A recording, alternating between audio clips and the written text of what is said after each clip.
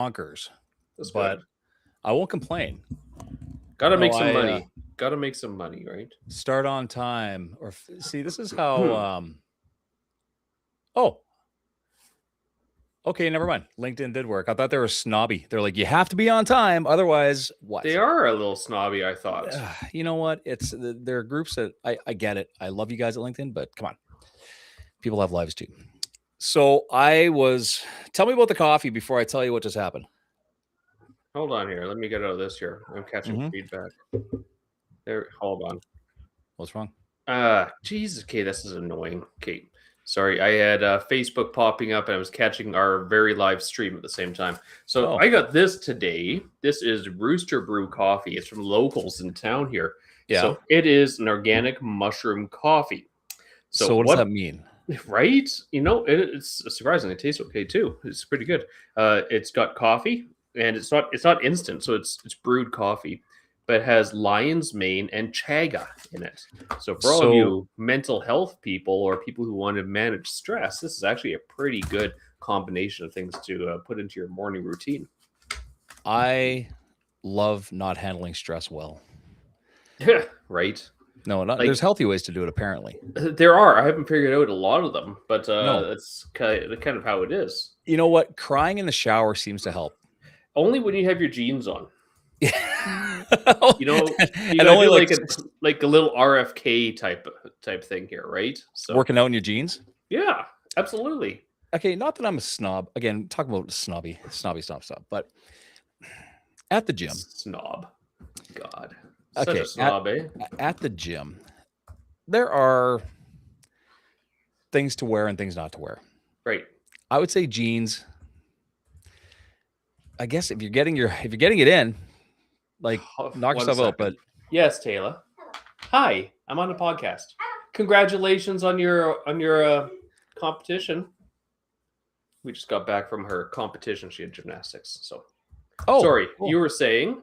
Obviously it wasn't important. No, what was I blabbing about a second ago? It was kind of stress, crying in the shower. Oh, wearing jeans to the gym. yes. I guess. I mean, I would take, jeans over pajamas, but still. Well, I mean, both should be social faux pas, to be fair.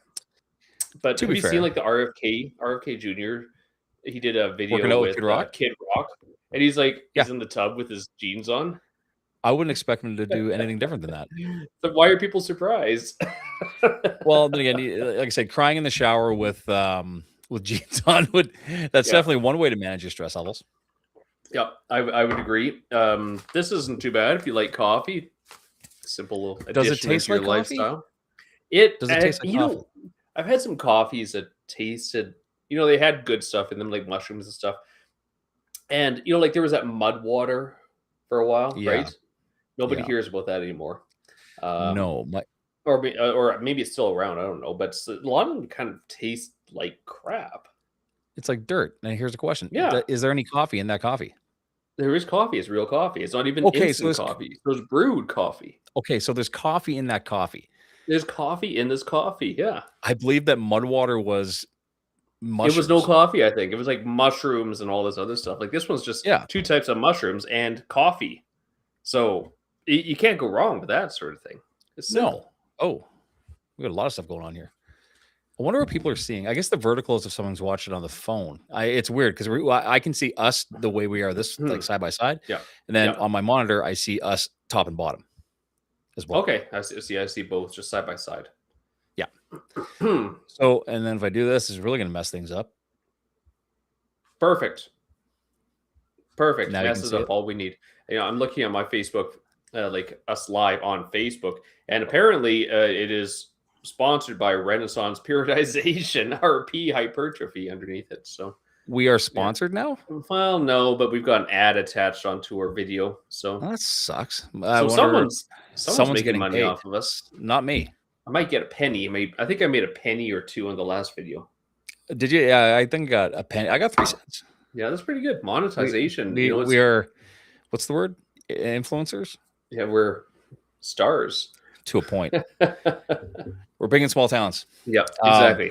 But yeah, no. anyway, if you want, try this coffee. You can find it at like their follow them on Instagram or Facebook. It's Rooster Brew Coffee. I tagged them in the feed there, and it's worth trying. It's kind of neat.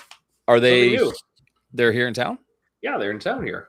Are they in town? I mean, they're in the Westman area, anyways. So it's very legit. They did a few posts over on People Brand a little while ago too. Cool. Talking about. So, no, we just got back. I had a crazy day, crazy week. It's been busy, and the weekend's not going to stop. It's just go, which is lovely. Yeah. It's real estate season, right? Not that there isn't a season, but it's bonkers right now. Is there anything to buy right now? Yeah, as long as you're ready to buy it. Yeah, right now, sort of thing. That right now, I've got a couple doozy listings out there, but right now, no, we went to open up the camper, and of course, yeah. Last year, we were not pleasantly surprised by having a squirrel in there. Oh, hey, let's land. Holy, I thought. Somehow, somewhere, I'm sure that someone's getting a paycheck, but it's probably not us. Yeah, we're monetized. We're absolutely monetized. I make maybe, I don't know, $5-6 a month. Well, here's the thing: that's $5 or $6 a month that you wouldn't make sitting around yapping to anybody else. Right? You know, $5 is $5. $5 is $5. That's a coffee. But yes, it is. And I also look at it this way: it pays for having that blue check mark or part of that blue check mark. Yes. Yes, because we didn't earn it. Actually, I got to get mine. I keep on forgetting to do it. It's coming. It's coming along with other things that are coming, which is good. Yes. Blue check mark's a big deal. You're legit. And my thing, I am waiting. It's sitting in Ottawa. Just waiting for government regulation to. Good luck for that. It's coming. Like I called them and said, hey, where is this number? And they go, well, we're still dealing with stuff in February. I go, am I going to get it? She goes, oh, yeah, absolutely. You're going to get it. So it's a waiting game right now. And then I get to release. It's going to be a while. It's supposed to be 30 days, but it's not. So we went to the camper, and last year when we got there, it turns out that we got a squirrel in there. Right. No damage, just acorns everywhere. Like they were just shoving their nuts in every corner, like little bastards. You know, like if you could shove your nuts everywhere, I'm sure you would be doing that too, right? Well, you tuck them in you really just tuck them away. Yeah, but it's same for later. It is. So I went there, and there's this giant cover. It's a fifth wheel, and we have this big cover that covers the entire fifth wheel, like a boat cover, but it's for fifth wheels. Yeah. Took it off. Hesitantly started opening up compartments. I'm like, there's nothing in here. There's nothing in here. There's nothing. Nothing. No. Nothing. I was expecting you to say, and there was a hobo in there. No, there was nothing. And it was fantastic because we just basically cleaned up some stuff, and we have to do a bit of work in there, but we're going to be able to have a nice summer and enjoy the weekends out there because I'm taking my weekends off. Other than real estate, the shop's going to be shut down for the summer on the weekends. I don't blame you, and you should. Yeah, but we're going to go up there and just enjoy it. But it was very nice. Aspen Grove Campground is fantastic. We love it. And where's Aspen Grove? Just west of Oak Lake, like 5 minutes from Oak Lake. Oh yeah, we drove right past that on the way back. Yeah. Okay. Yeah. So I know where that is. Yeah. Yeah. So no, we're happy. I'm ready to do some repairs, but nothing this year. And we have a great big spot, and it's huge. So May 1st is so next weekend will be the start of your summer season then, right? Probably after the May long weekend. Yeah. Like I'll come back for real estate stuff for sure. And my guys are pretty flexible. They've been with me for 20 plus years. Like if I'm not here on a Saturday, they don't care. And I've been telling them that it ain't gonna happen on Saturdays during the summer. That's the thing. If people really demand it, charge them like 10 times the price. Oh yeah, I've done that. Like I'm sure you would drive in to make $250 for a haircut. Oh, you need to be trimmed up for a wedding? Oh, you forgot until the day of? Yeah, it's gonna be this plus mileage. Yep. I don't think that's rude or upsetting or anything. Like seriously. Like I get what people are like because I've had that argument even with our pricing strategies, because there are certain numbers of people who are like, no, you should make it affordable for everyone. It's like, why? Not everyone should be coming. Like, I'm sorry. That is 100% true, and I will not discount my services in any way, shape, or form Who said for that? anything. I'm yeah, I'm not doing Oh, that. that's what you're saying. Okay. Yeah.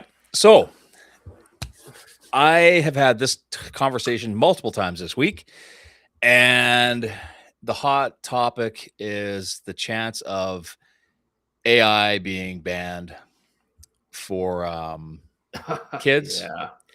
and social media. Yeah. You I know, am. Go ahead. that's uh that's an interesting solution. And isn't that probably the biggest knee-jerk response that people do nowadays?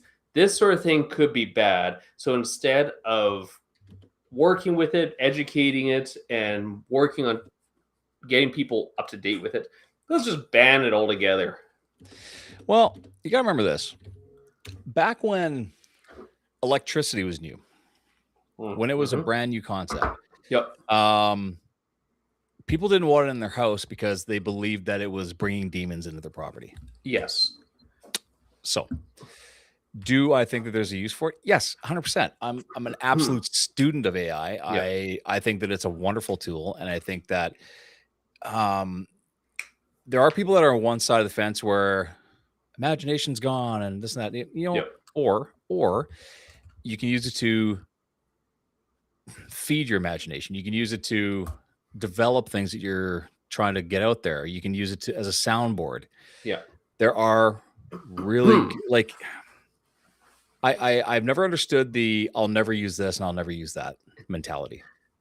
Okay. I don't know how much you were in history, but do you remember like the War of the Currents with Nikola Tesla and like George Westinghouse down in the States? Okay. You know, because there's AC and there is DC currents. Right. Okay. So say more because this sounds interesting. Tesla made the AC. Yeah, the alternating current. Edison was big on the DC current. Right. And like we use both now because they have the purposes, right? Yeah. So you have the AC because it's generally considered to be, or not generally, it is safer. It's just flat out safer. You don't die if you electrocute yourself. Where DC, you die, right? Right. But what they were doing was they were taking like electrocuted animals and putting them around Tesla's workshop, saying, "Look how dangerous it is! It's just killing animals everywhere." Right. Right. So I mean, that's why Tesla died penniless, right? And Edison is known as the genius that created electricity. Well, here's the thing. You can play to whatever narrative you want that's going to feed your side of a story. I think people have to look at it with a people have to look at it through the eyes of why don't I give this a shot? Like you didn't know how to drive until you got a car. You didn't know how to drive until you were 16. You didn't understand it, and it's dangerous, and you can get hurt. Totally. However, if you're safe with it and reasonable, you should be fine. If you look at it as a tool that if you look at it as a tool that if you know the outcome you're shooting for, you should be able to use it quite well. If you know nothing about what you're talking about, you can you'll get bullshit answers. Like prime example, and I use this with the kids today because they we were talking about this tonight, and I asked AI to. There's the Ryan Reynolds donut that just came out at Tim Hortons. What? Okay. That's news to me. It's some maple honey glazed donut. Anyway, it's just a regular donut. It's like a regular glazed donut with maple drizzle on it. So more diabetes. Right. So I asked I said, hey, Ryan Reynolds Tim Hortons just released this donut with Ryan Reynolds, and it's this. If Ryan Reynolds was playing Deadpool, how would Deadpool describe this donut? Okay. And it was wrong on everything. It thought it was a cruller. Okay. Then it thought it was a fritter. Yeah. And it just was wrong. I'm like, that's not what it is. That's not what it is. That's not what you need to know what you're shooting for in order to get an answer that you're going to want to utilize. Well, that's the thing. If you're not very good at asking the appropriate questions, like I've done that before, like autocorrect takes over or something, right? And it gives you an answer. And you're looking at it going, what the hell kind of crap did you get from it? It's like, you're not, and so you tell it, you're not right at all. And it's like, oh, I'm sorry about that. That was totally my bad. Let me correct that for you. Yeah, it doesn't know. Like, I think I No. put a meme up and it was this guy, is this mushroom edible? Yes. Then he's dead. Yes. Actually, that one is whatever, and it causes paralysis and death. Like, Yes, yeah. you You want to need learn more about mushrooms, right? Yeah, would you like to learn more about mushrooms? So Like that was like that's so typical and so good because it's just 100%. how it is, right? Like, It come is. on, like I mean, when you have it's like you've got a whole stack of encyclopedias back in the day. If you don't know what you're yes, looking for, you're never going to find it. right, right, exactly. And oh God, even trying to use experts back then, librarians and everything, right? Right. If you weren't very clear what you were looking for and saying what you were trying to find in the library, good luck to you.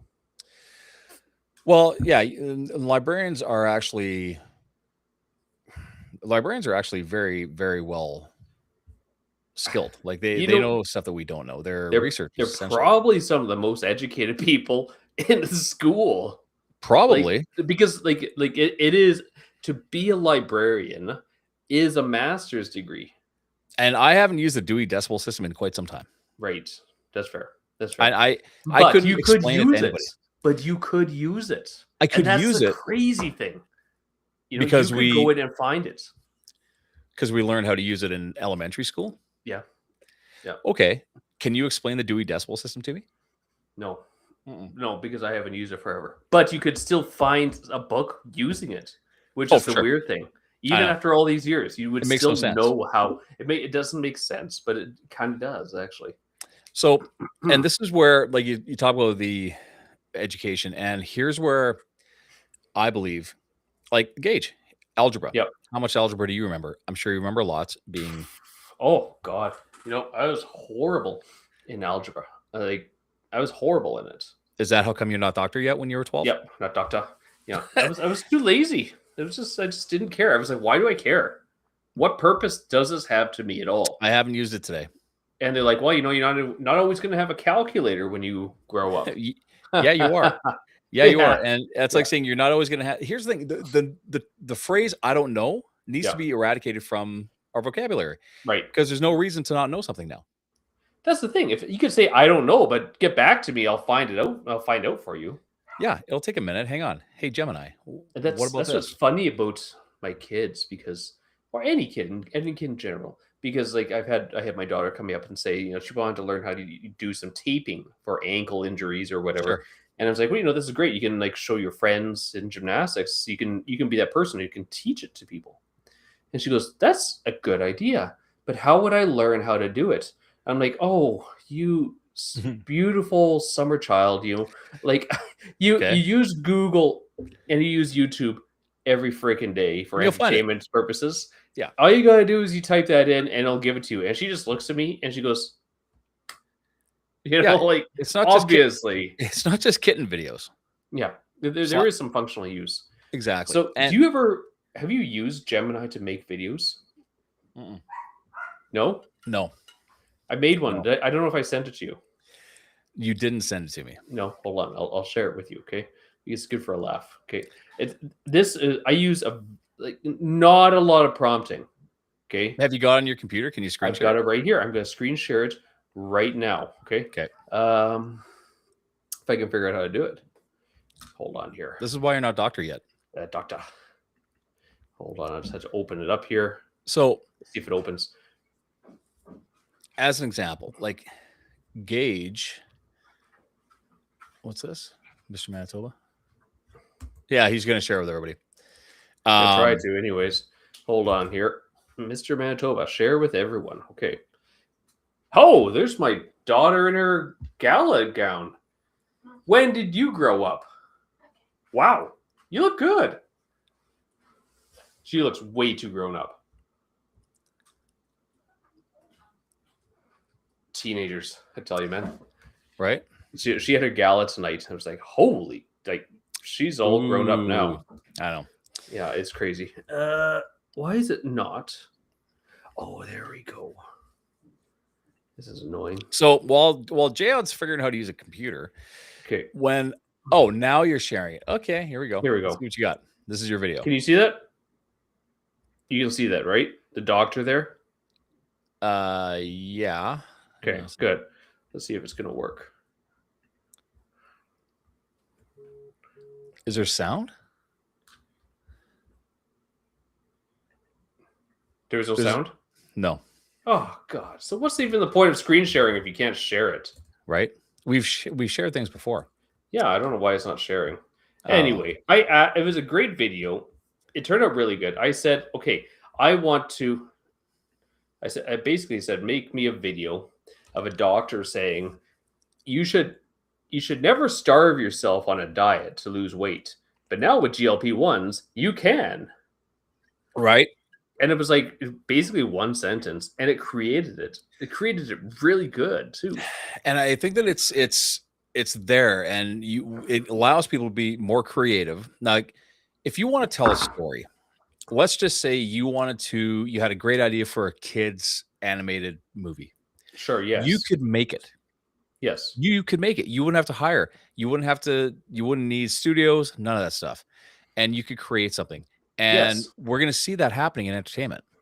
And I get why artists are upset because they're like, well, hold on. It's taking the creativity, taking the jobs away from artists. Okay. And I get it.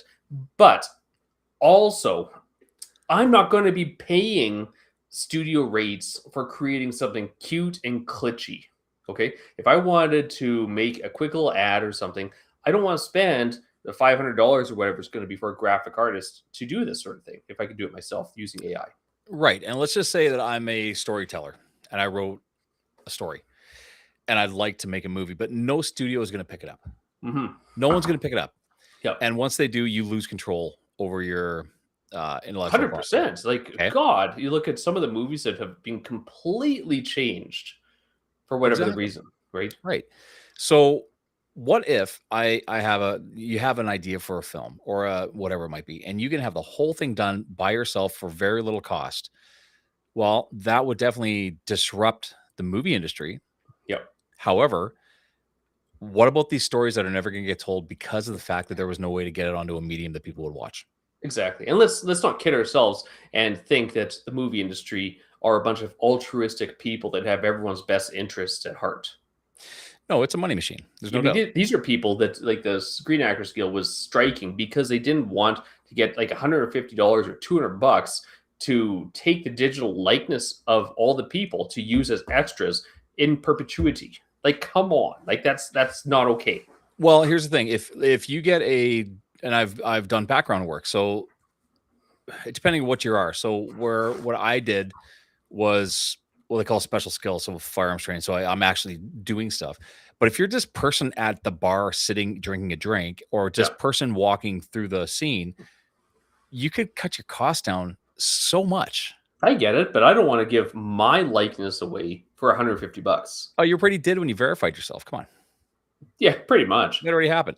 Yeah. And Tegan has a point. She goes, I'm in support of limiting AI, chatbot, etc. Kids will always find a way to be online, social media. Sure. Kids aren't researching. They're using chat.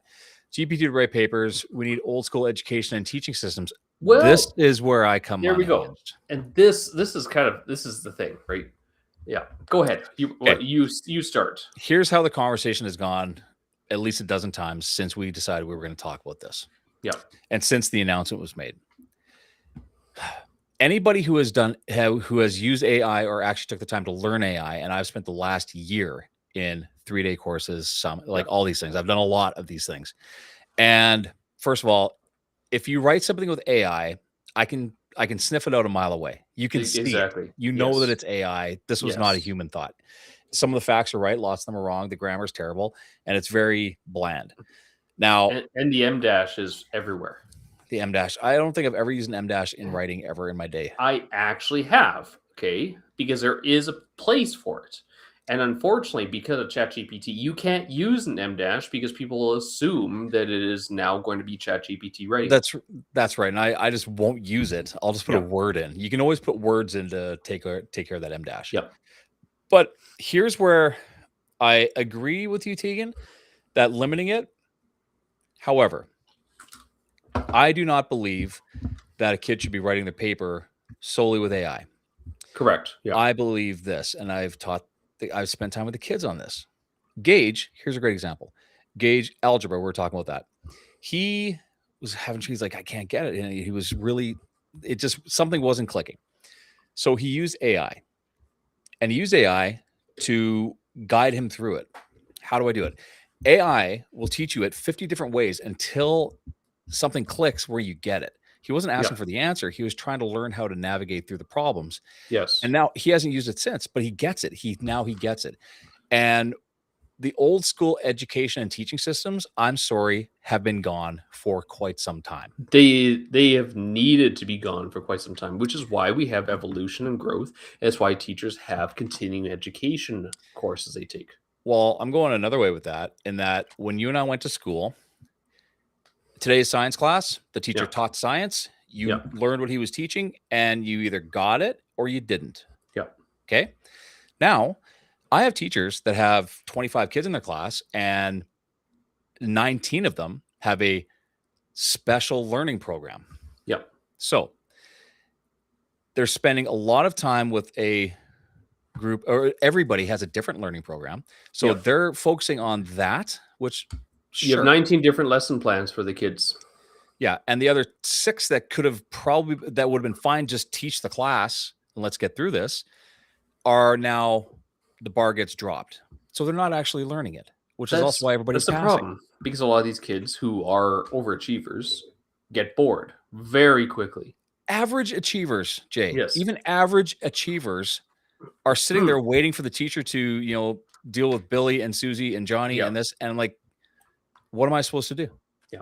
Yeah. So if you can fill the gaps, so these kids are actually learning the stuff that they're getting taught, then it's great. Because there isn't enough hours in the day for a teacher to do that. And it's got to be stressful for them, because you can't just go and teach science. You have to teach science this way and this way and this way and this way and this way and this way and this way and this way and this way. That's a broken system. So we homeschooled over COVID. Okay. I don't mean that quasi bullshit that the school division created for that few months at the start of COVID. I mean, actually homeschooling, right? Right. And it was actually really interesting being able to teach kids one-on-one like that, because they learned quick, so fast, right? Because they're being taught at their level, they're being engaged appropriately. Okay, so it was pretty fantastic. But there was a few things we learned. First of all, we learned was, like, for a lot of people, school is just daycare to keep the kids busy. Oh, of course it is. Okay. Yep. Second thing we learned was, the most important thing about the school system really is the network development, socialization, teaching kids what's appropriate and what isn't appropriate to behave in proper society. Okay. That's what parenting is for. Right. And that's the other thing. And then third, we learned that kids are going to learn whatever you toss at them.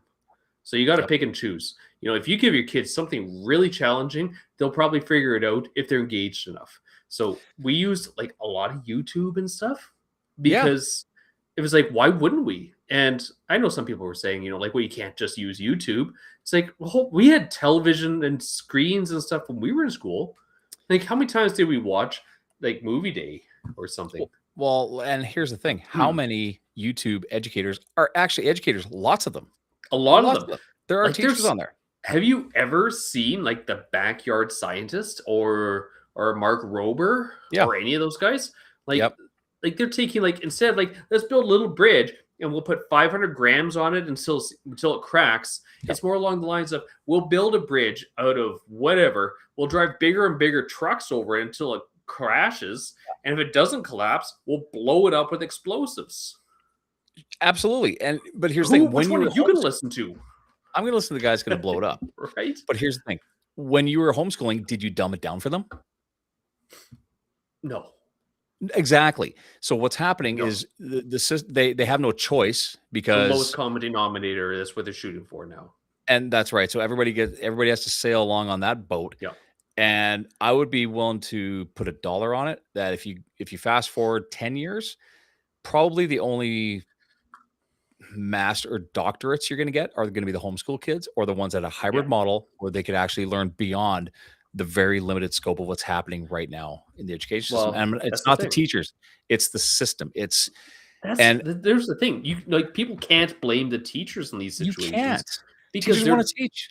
they want to teach and they're getting really trapped in the situation. So we really need to look at the institution of, like, the concept of, okay, this will get probably people mad, but no child left behind. It's like, okay, that's valid, but we're leaving behind a lot of the overachievers or the regular kids because they're getting disillusioned, they're getting bored of the educational system.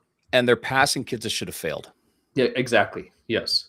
And So Canada typically was a high performer globally when it came to like education and lost scores. And now everything has been showing a significant downward trend. Like 100%. that's not good, especially in areas like mathematics. Yeah. Like this isn't good. Like it is a literal crisis for math. And for the people who go, well, math isn't important, say you tried to send a spaceship to Mars. I paid for something just now that was $15.10. I handed the girl a 20. It was painful to watch her give me change. Ugh. Painful. Counting back change is a lost art, though. It's simple. It's so simple. Like even Yeah. when you were a kid, here's Yeah. another. You got okay. If everybody's against tech, Yeah. okay. Let's just say we're going to go down this rabbit hole for a second because why not? Hmm. It's our show. We can say what we want. Yeah, we haven't been canceled. We haven't been. Nobody's been really offended yet. Not yet. The day's not done. Not So yet. when it comes to money, everybody's against tech. Or again, we're scared of we're scared of the demons. Yep. Stay away from it. Like you don't want to be around it.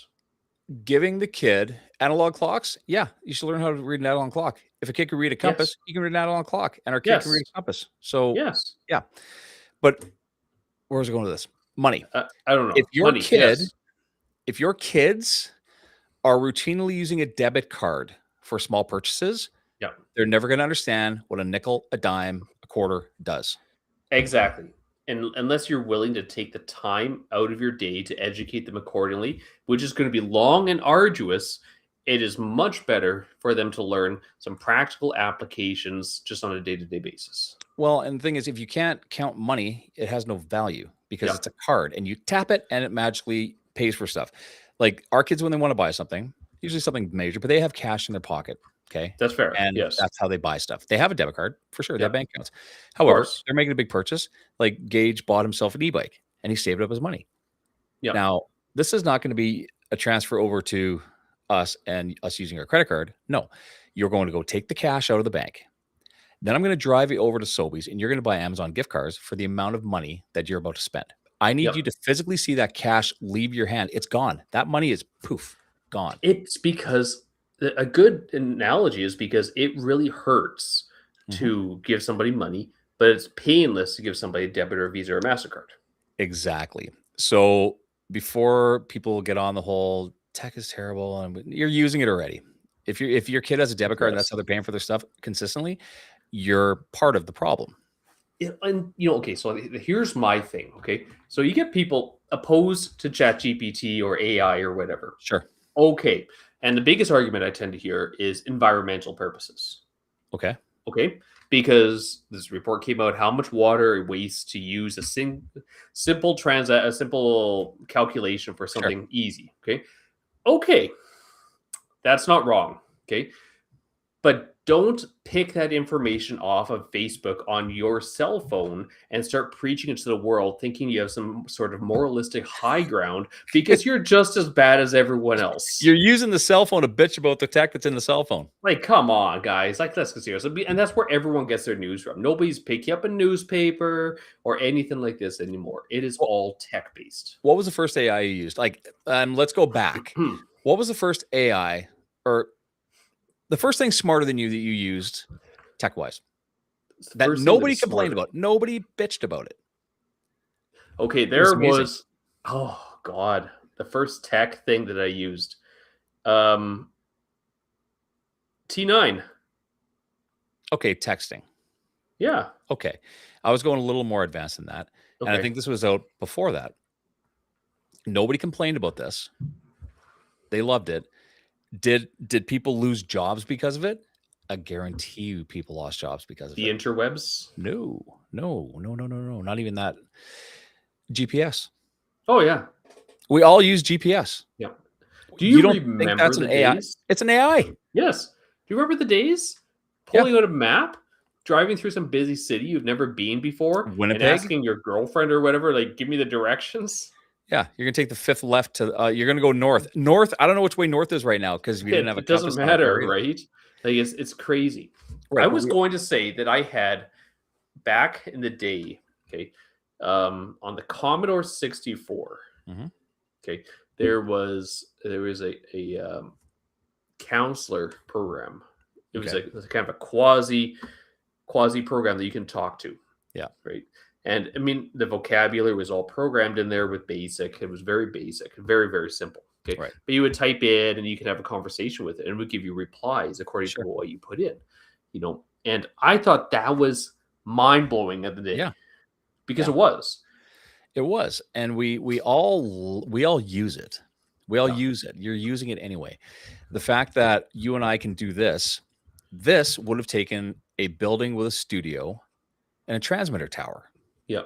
at one time. No one's bitching about Zoom calls being available.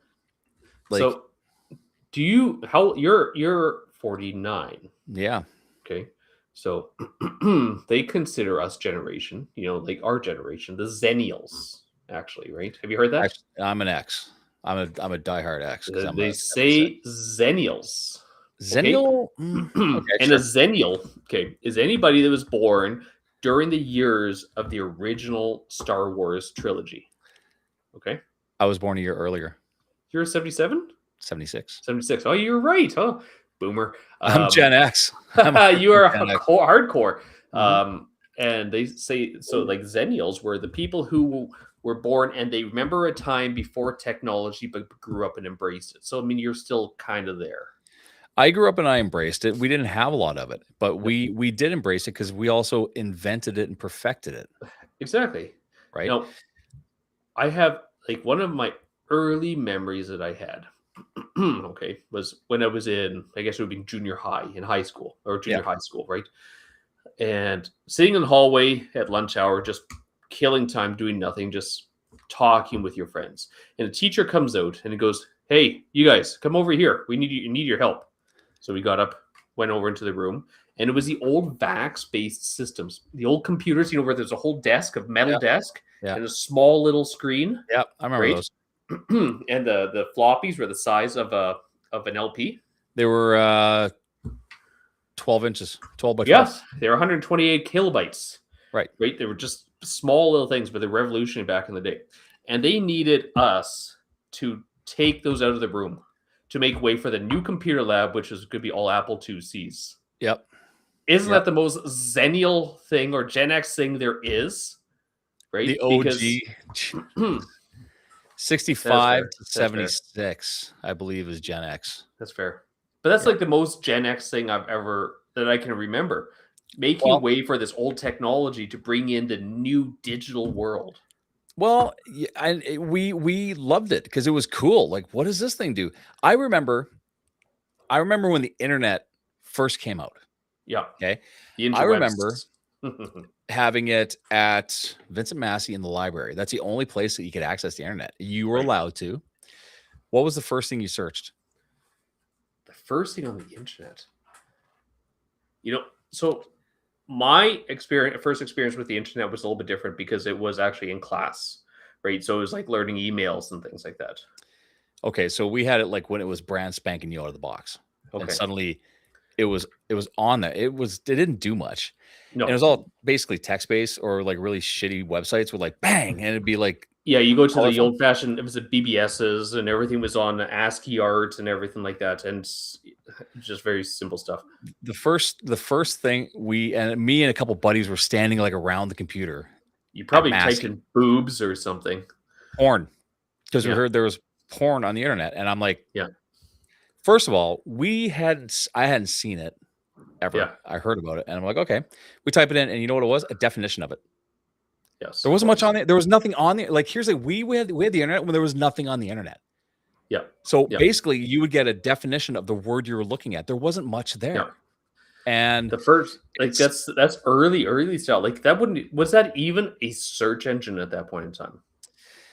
yeah, yeah, it was a What search what engine. search engine was It that? was AOL, America Online, or Oh, whatever the hell it was. that's not yeah, like, yeah, that's a closed environment ecosystem. That's, like, it's not But even but not the internet, really a search engine.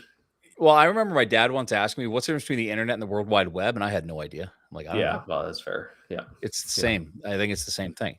See, I never got into AOL. I never played with it. I never used it. So, like, Oh, my I first exposure was BBSs. I remember using LimeWire. This Remember came a that? little bit later. Yeah, yeah. Giving your I computer was using herpes. it just for music back then, though. Yeah, giving your computer herpes by Yeah, downloading a Beyonce song. Yeah, yeah. we all did Beyonce? it. No, it was always "Beds Are Burning" by, what's, uh And everybody had Summer '69 on a burnt disc. yeah, exactly, yeah. But and you tell a kid about burning a disc, they Yeah. don't know what that means. Well, okay, so However, if you even click on the thing where it's, like, the save icon, which is a 3.5, they yeah, wouldn't know what that is, no, they would think you 3D printed one if they found it in your desk. right? But the whole idea, this is where I like the alphas are going apparently, or the Z's, yeah, Gen Z, Yeah. they're Yep. switching to analog. There's a huge trend Okay.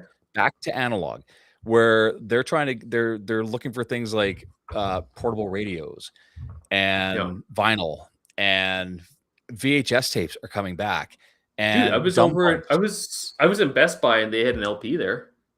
Yeah, they have LPs at Best Buy. Like, the machines. Oh, You okay. have around Yeah, record players. turntables there now. Yeah, So it's turntables. like, wait a minute, they're selling turntables? Like, it used to be a real hard thing to find a turntable. Now It's it's all quite coming back. simple. Yeah. But I think what happened was when you take a generation, I think that your alphas, I think it's the alphas, you take the alphas and they were bombarded with this, Yeah. bombarded with tech. They were, we had an 8-track in our old 70 whatever Cougar that my parents had. Yeah, of course, yeah. My parents But have an 8-track. do they? Yeah, yeah.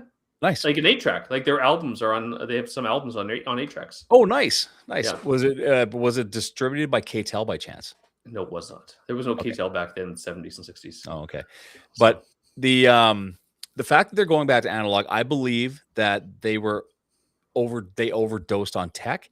yeah. They tablets were being used as babysitters, and you see it. Like they were talking about this. Actually, Tyler was talking about it on the show this morning that like reducing the ages for kids, and like 0 to 2, there's a certain amount that kids are using tablets. Oh, yeah. Um, Yeah. oh yeah, reel to reel. Yep, they Did they have a do, reel to reel? definitely. Yep, Nice. definitely.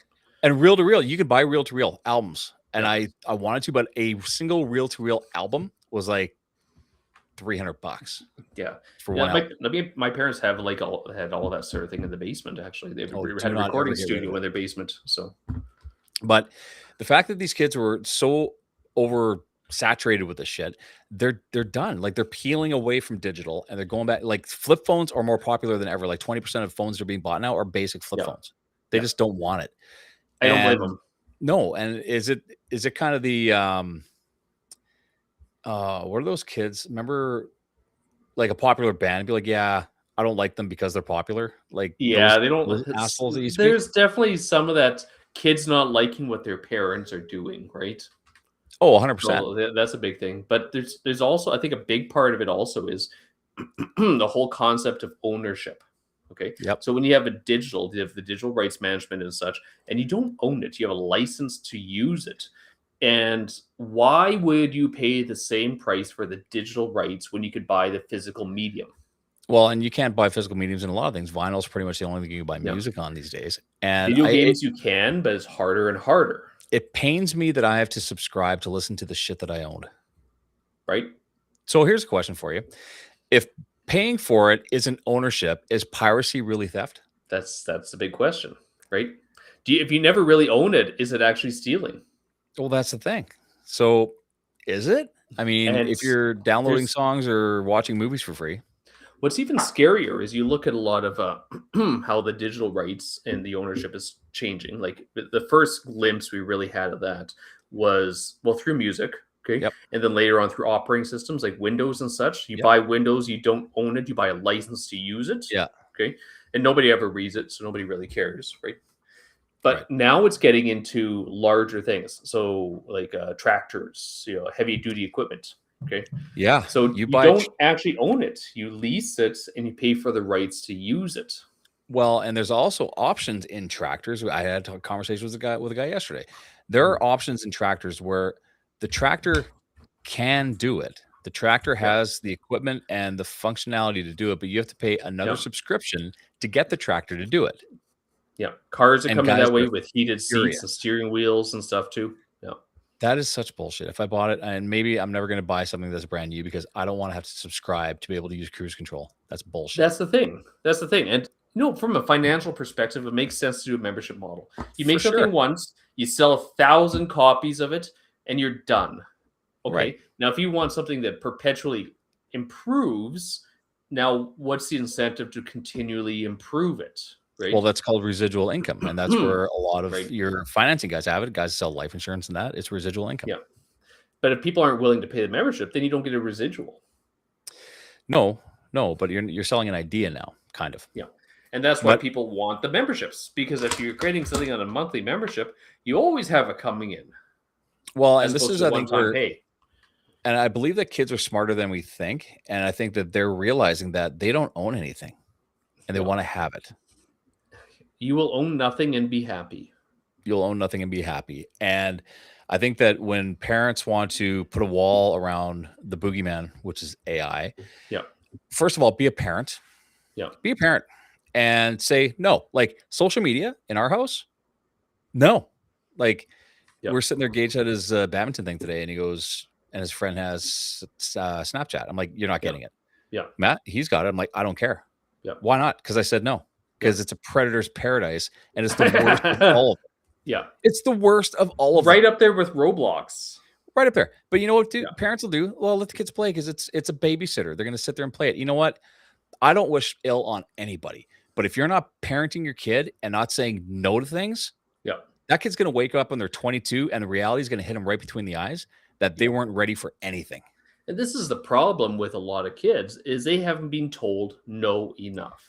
So in many ways, I do respect the fact that they're saying no to AI, but I think they should be using it as a teaching point and using it ethically.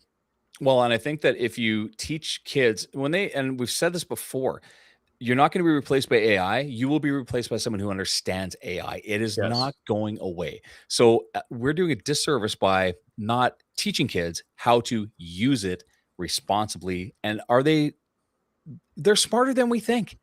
Yeah. If they can learn something really cool and get better grades and whatever they can do with it to make their lives better, or write a book, write a story, Right. make a movie, do whatever. Why would you say what? No, grab the crayons. Yeah, grab the crayons. I want them to do tactical stuff, Yeah. but Yes. go ahead and what can you create? What can you do?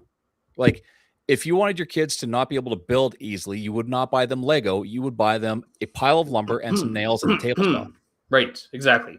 Let them be creative with a medium that works for them. Like I remember that, like when we were young, you get bored, Mhm. so you would go and create, Build a ramp with rusty nails and old plywood, and try to jump your bike over it. and And it would fall apart before you got to the end of it. right, and I think nowadays there is definitely some functional use for using the technology that we have for the kids who don't want to work with a hammer or whatever. Right, they can go, well, look, I want to create some art. So Mhm. I'm going to draw something. Now I want you to take that piece of art that I've scanned in, and I want you to make it move or dance or fight Mhm. some bad guys or something like this. And this can open up some massive tools and functionality that kids can use and have fun while they're learning it. I mean, God, for how many years have we been, telling kids, like trying to push kids to learn to code, coding for girls and all Yeah, these things. you're not No one's coding. coding anymore. No, they're prompting. And one of the coolest exercises, and whoever's got kids, please try this. And you tell me I'm wrong when actually you won't be able to. But Gage he was playing with Lego because he always builds stuff. He likes to make things, right? Right. And he just had a pile of Lego, just random shit on the Right. table. Right. And we said, hey, let's try something. We took a picture with it. We took a picture, put that into AI, and said, what can I build with this? And it just listed things you could build. It didn't show you how, but suddenly there was inspiration. Really? I can make a dog with that? Okay. And suddenly he's sitting there making shit. Like sometimes it's just enough to pop you out of whatever writer's block, creative block that you've got and say, really, I can make that with Yeah. that? And he sat there and he was making some cool shit. And it was random. Like none of these parts really look like they could do much together. Yeah. There's this thing that I like to say, and a lot of people don't get it, right? Okay. I don't need to know how to do it. I just know that it's capable to be done, that you can do it. That's Right. it. Yeah. Like I could just like anything. It's like, you could, if you wanted to, you could make this. It's like, really? Never thought about that. Do you want to know how? No, I can do it though. no, Like I but just need to know it's possible. right. The idea wasn't even in my head that I could do it. So if you get the nudge, there's nothing wrong with that. Right. So again, I'm hard on the idea of kids not using social media till they're 16 because Yeah.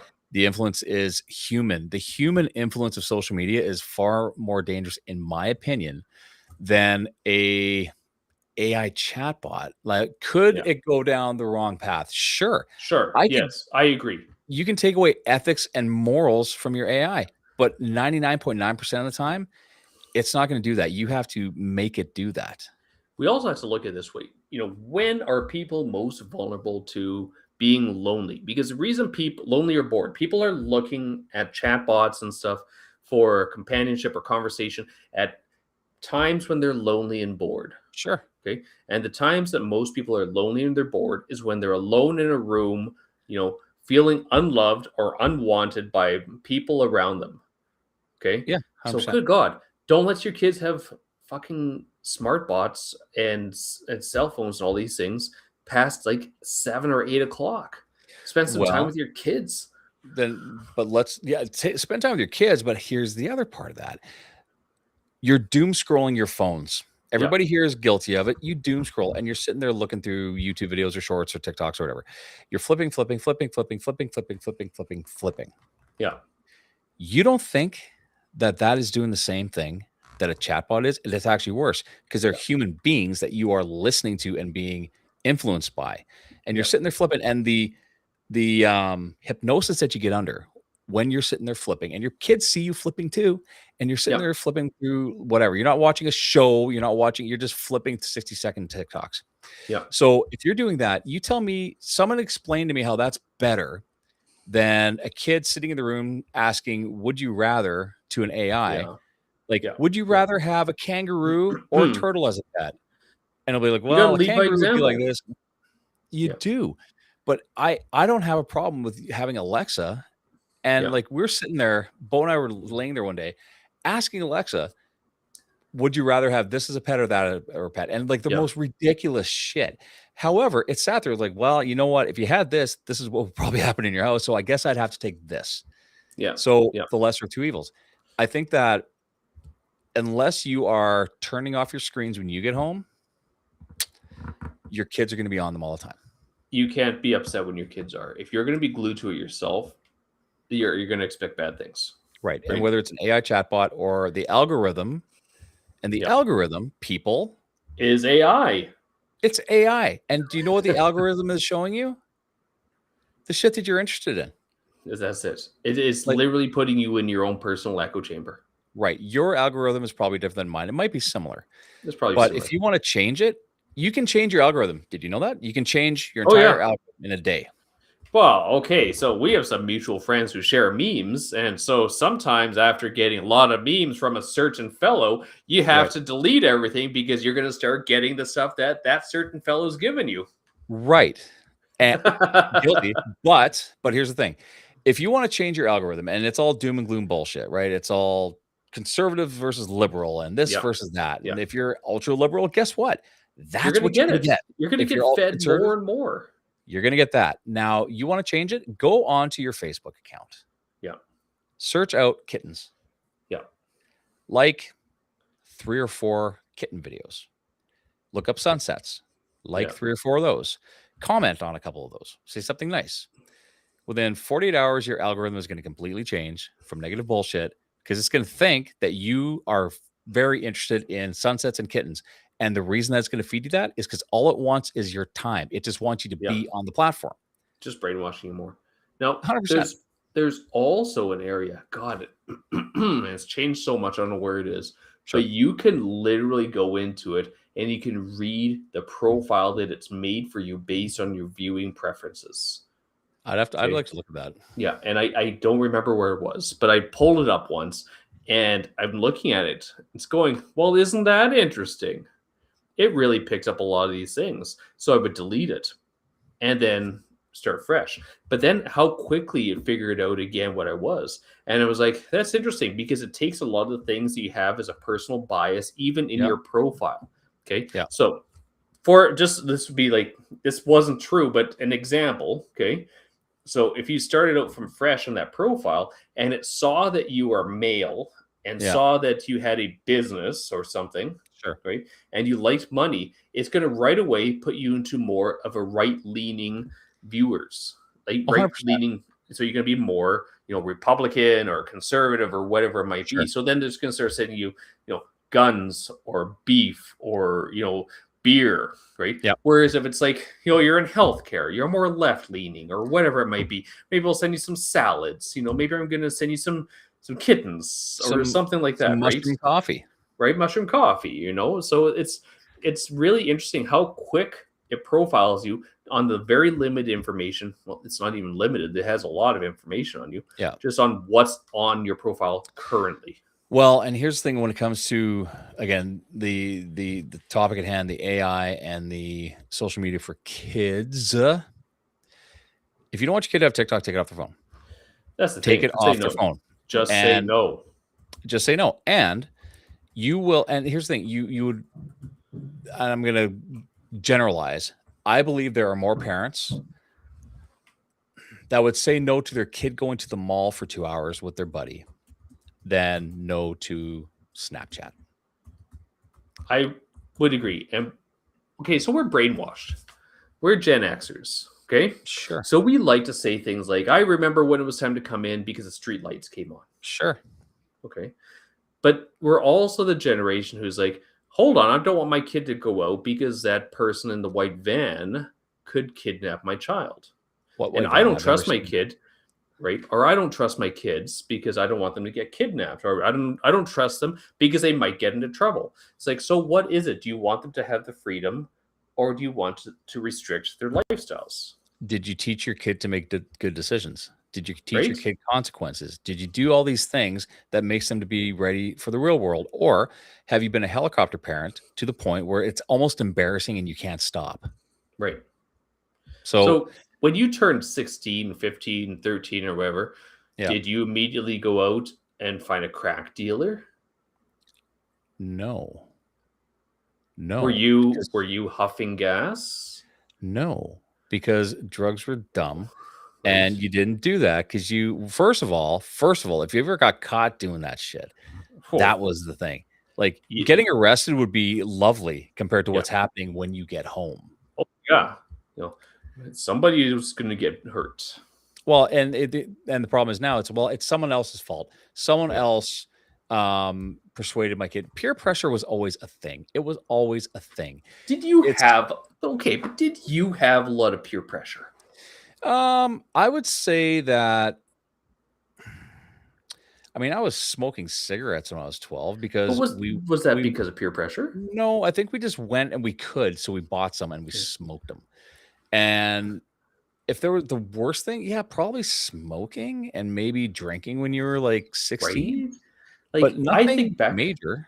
I think back about because people talk about peer pressure and how hard it is on kids and how susceptible kids are to peer pressure and everything. And I'm like, I don't really remember a point in my life where I was pressured to do something as a kid, which also makes me wonder, maybe I was the one doing the peer pressuring.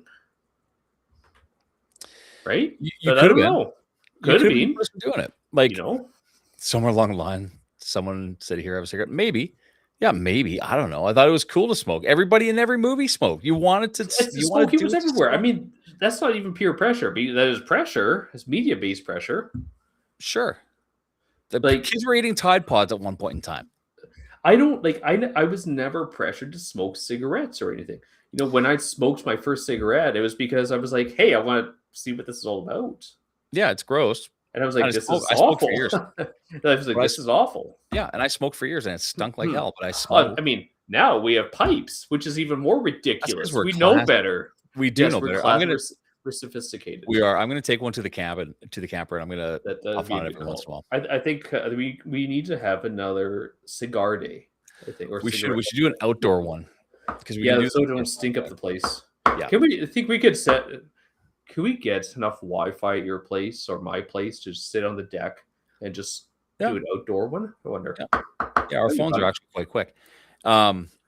But the whole idea of we made bad decisions, but there were consequences when we got home. We didn't blame someone else for our actions. Right. You made your bed, you slept in it, period. And I think that putting this blanket around everybody saying that we're just not going to let you do it, and kids are doing it. I'll tell you, like, you have to be, I think, 13 to have Snapchat, or I 16, don't know. You just whatever get it is. nowadays. You just get a VPN and you're good to go. Right, but here's the problem. The kids that have it, let's say you have a child who's below the legal age to have it. They had to put a fake birthday in. And as a Yes, parent, you're okay with that? Okay. Don't blame the system. that's the Don't thing. blame the system. Your kid cheated the system, Yep. and you said, "Okay." So I asked no. Chat GPT, I asked Gemini about a lot of these things, right? About Yep. ethical use of AI, banning AI, social media, because like it's going to be like phones and iPads and everything that aren't allowed in schools. They shouldn't be Okay, there anyway. and it's definitely been since 2024 there's been a phone ban. So now it's moving forward to a total digital blackout of school networks. Okay, so And targeting iPads, school laptops, all these things. Okay, no Mhm. devices at school. That's YouTube, Instagram, AI chat bats, etc. Firewalled, and they're talking massive fines to these companies that allow it. Okay, so I asked, tell me about the potential legal issues. Okay. Okay, Of a ban? there are. There Okay. are. The Manitoba government is essentially walking into a legal minefield. While they are trying to protect kids, they face major challenges regarding charter of rights, freedom of expression, jurisdictional overreach, trying to fine international companies billions of dollars, and Yep. privacy risks associated with the mandatory ID checks needed to enforce the ban. Mhm. So this is a big deal because, like, charter challenge pointing out that Section 2B of the Charter of Rights and Freedoms protects the right to receive and impart information. Well, hey Tash, here's where I think this could be simplified really easily. Find the parents. Find the Right. parents. Yep. Find them. And I'm talking not like a $20 fine. I'm talking the sort of shit that puts a lien against your house fine. Yes. Go to town. Your kid got caught. Your job as a parent is to be on top of this shit. I'll tell you right now. Kelsey got a thing. I don't look at it but for their computers and stuff, she knows absolutely everything that is going through that computer. Everything. Yeah. So, and locks it down. Like, it's done. It's off. Okay. I asked ChatGPT or Gemini, couldn't you just find the parents to limit social media, phones, and AI? Here's the answer. Premier Bob Canoe explicitly stated that the government will not fine parents or children because that's not how you get votes. He doesn't want the state judging families. Instead, he's aiming for $1 billion fines against big tech firms, Meta, OpenAI, TikTok, to force them to keep kids off the platforms. Yeah, like that's probably the biggest not going to work thing I've ever heard. Okay, It's not that's going to that's work. my thoughts. A strategic choice to avoid the exact nanny state backlash you're hinting at. Here's why the government is targeting companies instead of your living room. The support, not judgment policy. Okay. Right. Parents feel like they're losing the battle against algorithms by finding the companies they want to frame the government as an ally, taking pressure off of you. Numbers with the B in them. Can you argue that finding a parent $500 is meaningless? A hammer proposed fines at levels never seen in this province, mentioning billions of dollars of these companies. Good luck collecting that one, eh? If they want Because, this to, like, good luck. What are you going to do? Sue them? And they're just going to be like, yeah, no. no, we're not paying you. Like, I'm Yeah. sorry. So here's the thing. You find the parents. Oh, Tash is walking back and she's too cool. Yeah, hang out and watch us. If you want it to hurt, you have to hurt the people that it's affecting. If Yeah. you're going to be a parent that's going to let your kid do whatever they want, and as a parent, you get a $5,000 fine because they caught your kid on TikTok or Great. Snapchat, I think that's far more effective because guaranteed that's going to be taken away real quick. Tell me Real how a premier in Manitoba, whose annual salary will probably be less than that of the legal team, of the lawyers that work for Meta and AI companies around the world, is going to walk up to them and go, "Hey, guess what? You broke your promise. We're suing you billions of dollars." Be like, yeah. "What's your jurisdiction on this one, bud?" That's like suing Labatt because a 16-year-old had a beer. Right? Who handed them the beer? The bartender. Right? Who handed the phone to the kid? The parent. Right? It's all parenting. All of this is parenting. Okay, it's not. A big It's not part the is that evil Meta. parents don't want to parent anymore because they all feel they're massively overstressed and they deserve a break. Well, go get a From bloody what? Kit Kat or something and shut up. Well, hang on a second. Now, you and I are both big on there's a difference between being busy and being productive. Exactly. You're telling me that as a parent, you're too busy to parent? Right? Why do you have kids then? Yeah. Like, Are they supposed to be your priority? they are your priority. And here's the thing, I'm busy as shit. Like my calendar in a day would make anybody drink the Drano. Okay. Right. It's everywhere. Do I always get to can I do everything with the kids? No. No. But I'm present. And exactly. You they don't know need this is the thing. You don't need to be there with your kids 24/7. As long as you were there for some of it, that's what they're going to remember. Right? Is there a freeze call? I have no idea. Actually, like these phones actually come with lockout features. So you can set timers on it to turn off and shut down. Yeah, but it's to be able to you can do that with phones, but when it comes to all devices, to be able to control all the devices, like easy. tablet, a laptop, all that stuff, you need a third party to do No, it. you don't. You know how easy that is? That's because you're all on Apple for everything. No, even better. You just have your Wi-Fi set up a timer. Oh, actually, Westman has a really good thing. They have an app where you can lock everything out. That's what we have. We have it set up, and it's like at whatever time. I think it's like 8:30. So the only thing, you should be able to go into the settings there. Go into AI and check it because I don't remember the exact ask process. AI. Ask AI. But like in all seriousness, like we have like the devices will shut down like because of the Wi-Fi will turn off for those devices. Yeah. But I leave it on for like the TV. Okay. Because it's like, hey, guess what? You want to watch a movie? Yeah, let's watch a big screen, not a little screen. Right. But and here's the thing: if the fact that our kids know that the controls are there, they walk away from that shit. Like they don't, because like I think that you have to put the boundaries on it. You put the boundaries on the kids, and here's the thing: if you believe that the government is the solution to your problems, then you have got some serious growing up to do. If you think that they are the cause of your problems, you need to do some self-reflection. So Ronald Reagan, the 9 most terrifying words in the English language, right? I'm from the government and I'm here to help. Right. And people want that, like, then get rid of alcohol. Get rid of that.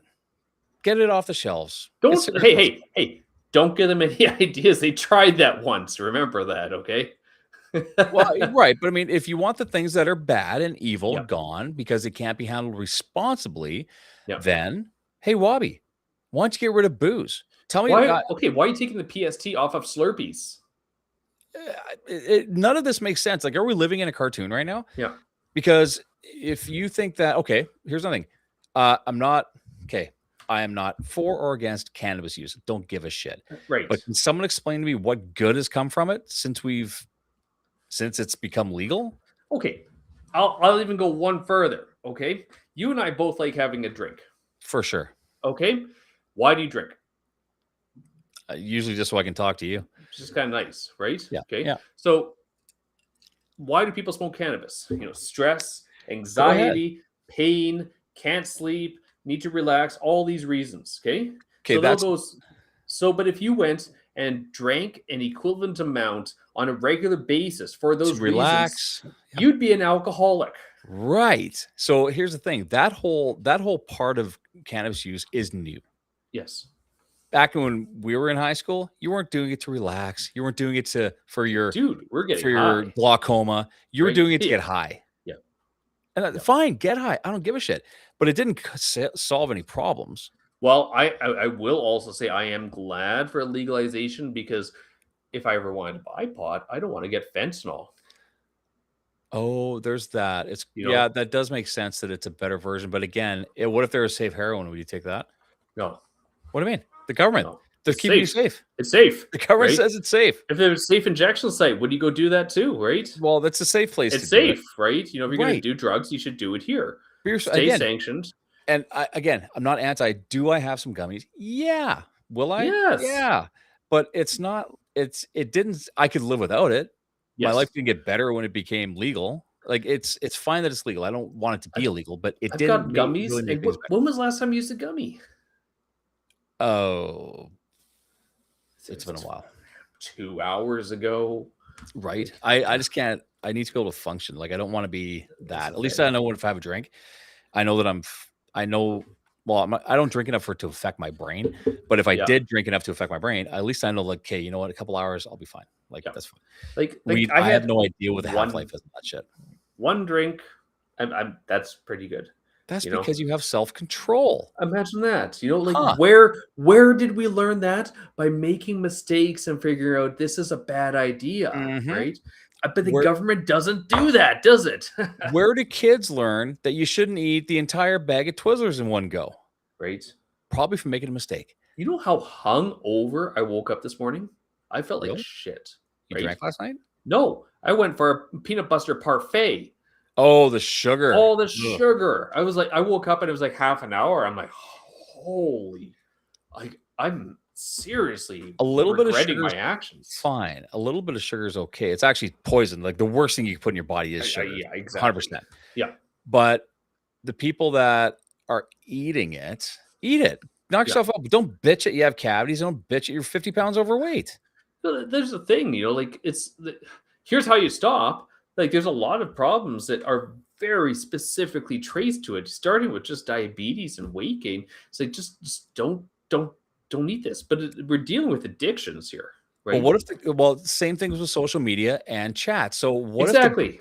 what we need? The government needs to come in and and ban sugar for anybody under 16. I would agree. You know, that's probably if you banned sugar and snacks and treats. Okay, so here's one for you on the same thought process. Okay, Okay. the World Health Organization puts out regular statements. We need to cut down our sodium intake. Then what you do is you get the government to ban sodium. What No, else you got wrong? What else is bad? that's what they're doing, though, right? Okay, so yeah, the government's going So, to help. but why would the hell would they do that when they should be saying, okay, stop eating so much processed food? No. It's not up to us. It's up to them. The government has Right? to tell The us not to government do it. has to do it, and the Yeah. government's gonna say, "Cut your sodium, don't use salt, whatever whatsoever." But they should be saying, "How about you just stop eating shitty food?" Yeah. See, no, because Oh we're my god, idiots. like, seriously. Like, So the obviously, like, problem is the world's gotten dumber. Can we agree with that? it's gotten more stupider. That's The for sure. the most stupidest ever. But if you're relying on them, like saying, get the boogeyman out, then why don't we get rid of all of the bad things? Do you remember Yeah. Demolition Man? Oh god, you know that movie made like but remember when that was, like, far-fetched? It's not. It's not. They would lose credits if they swore. Yeah, exactly. They're all wearing like dresses, and they wouldn't do anything wrong whatsoever. There's no crime, and Taco Bell has taken over the world. Yes, yes, but because the rules were you can't swear. If you swear, you get a Yeah. fine. If you do Yes. this, you get a fine. So that's what happens, guys. When we go down that rabbit hole, saying someone else, we need to bring back actual Yeah. lawn darts, like the ones you Ninja chucked in law. the air and Yeah. watched. Yeah. There was a game Because that was in a comic that I watched. Okay, they would play. It wasn't lawn darts. They would use ninja stars. okay, Okay, they'd throw them at the ceiling, and while they were laying on the ground, and throw them at the ceiling and wait for them to fall out. we had a teacher used to flick razor blades at us. That's intense. But he'd stick it. He'd just punk, and it would stick right in your desk. Like he knew how to flick a razor blade, right, and to get your attention. These days, some kid would be traumatized because yeah. what? You didn't get hit. Settle down. Like I remember the meter stick getting slapped on the desk. Okay, so here we go. Like I was hearing somewhere like 35% of young women in the States are using counseling therapy. Sure. Okay. Sure. Use Chat GPT then. Here's the thing. And this is where I believe that there are very few, I hate to use the word safe space, but I'm going to use the word safe space. And I'm actually looking at writing another book now. Like I really want to write another book in the psychology of the barbershop. Okay. And how the barbershop is the last bastion where men can be men. Yeah. You can say whatever the hell you want. Well, not in Quebec. You had to go there. Just had to ruin the spree. You ruined it. But ruined. But this is barbershop is a place where a guy can say whatever he wants to say, and it's fine. Yeah. And here's the nice thing about that. And more when I had like a full shop, right? Yeah. Or sometimes you get a few guys in here. There's 4 or 5 people in the same conversation. Yes. And if you say something sideways or something that's bullshit, someone in the room is going to call you out on it. Yeah. Like, that's bullshit. I remember so-and-so, and he was this and that. See, there's something about a barbershop, and in particular, a black barbershop. Oh, yeah. Right? Dude, you would have a whole new appreciation for life if you could spend an hour in a black barbershop. Because this is this is that one place where people actually get along. It's neutral. It's all hell. Yeah. And say what you like, go at it. We can argue about shit and it doesn't matter. Yeah. And I think that we've lost the ability to say what needs to be said and call people's bullshit out. And that's where I think that we need to do that when it comes to, again, get someone else to take care of the boogeyman. Tell you what, you take care of what's under your roof. Yeah. And you won't have to worry about the other shit. I'll tell you what, you want to change your life? Stop watching the news for about a month. And you're going to notice that, you know what? Things are actually not a little better. Like there's good reasons why down the States, the libertarian movement has picked up. Because it's kind of like, look, minimal government, less intervention, leave us the fuck alone, and we'll deal with our own problems. Right. And the problem is people don't want to get involved to fix the problems that need to be fixed. If you think that the school system is bruised or broken, get involved. Get involved with the school system. You know, you can do that. You can get in parent council. Like the parent council. Hard time. They can't get people on the parent council nowadays. No, run for school trustee. Yeah. Here's the problem. It's an echo chamber. Yes. Of whatever the hot topic is at the moment. So do you remember when it was about the ban the books? I was running for school trustee. Oh, were you? Remember? Was that when it was? Ran, oh, yeah. I ran was it at that point in time? I guess so, eh? It was right around there. And they asked me if I'd ban books. I'm like, why? Yeah. Like, I don't believe in banning books, but I believe in moderating what's in the library. I mean, that's entirely different. I agree. There is appropriate material, and then there is banning, right? And I don't agree with the banning, like flat out. So, like, I was like, this is ridiculous. You can't ban books because that has been done. They have banned Harry Potter in places. How is that appropriate? Right? Like, how does it make any sense? And they've banned a lot of classic books too. Right. So you look, AC, way. People, you gotta read them. Like, we read The Outsiders. Did you read The Outsiders? I never did read The Outsiders. No, we had required reading. You had to read some bullshit you didn't want to read, like Day of the Triffids. Day of the Triffids. Yep, or the Chrysalids. The Chrysalids. Or what was the other one? Brave New World. Animal Farm. Yeah, that was 1984. 1984. I got the earlier edition. It was 1983. The earlier edition, yeah. But we read stuff that, by today's standards, I don't think it's controversial. You should understand how the world could go sideways. Yes. And when you start limiting, like, their books, and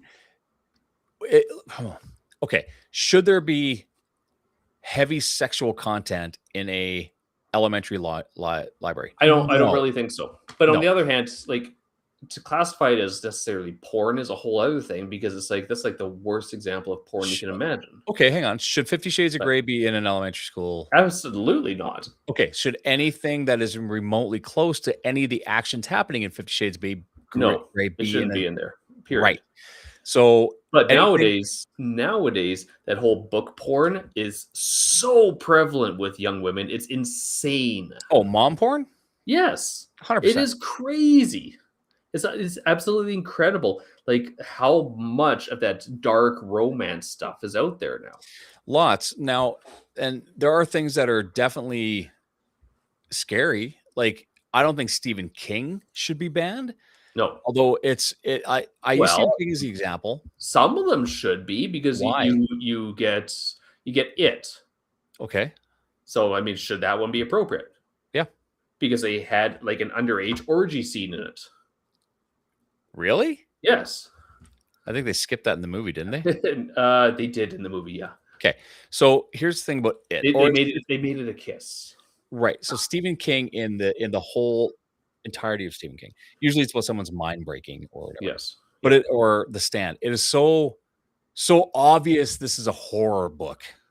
Yeah. Right? This is not based in real life. Right? Where you look at the sexual content, it's based on some sort of thing that could really happen. Now, Yes. a demonic clown is probably not going to happen. Okay, that's fair. But in that sense, you could take a look at was it Gerald's Game? Okay.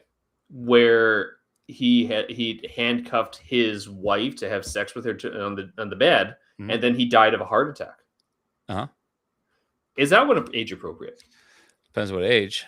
Right. So I mean, it's like that's talking about abuse, and it's not making it okay. What I'm talking about are the books that are making it okay. No, but it was based around a rape scene. Of course, that's not Right? okay.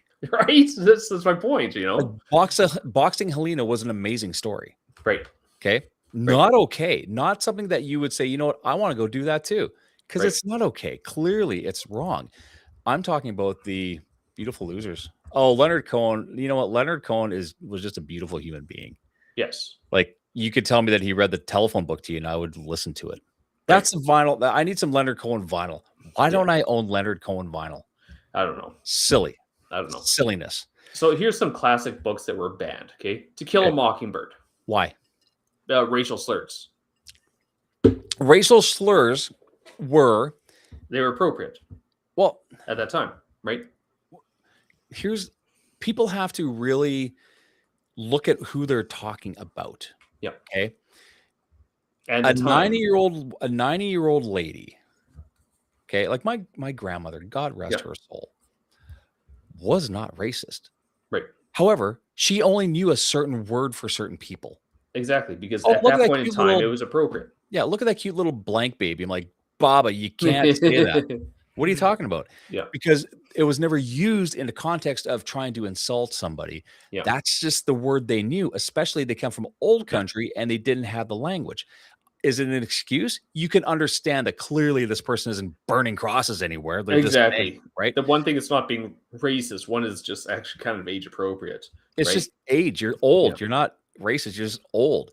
But these days, somebody would crucify a 99-year-old woman for saying what a cute little whatever baby. It's like, well, they censored like Huckleberry Finn, for example, by Mark Twain. They've taken out Jim's first name in some of the editions.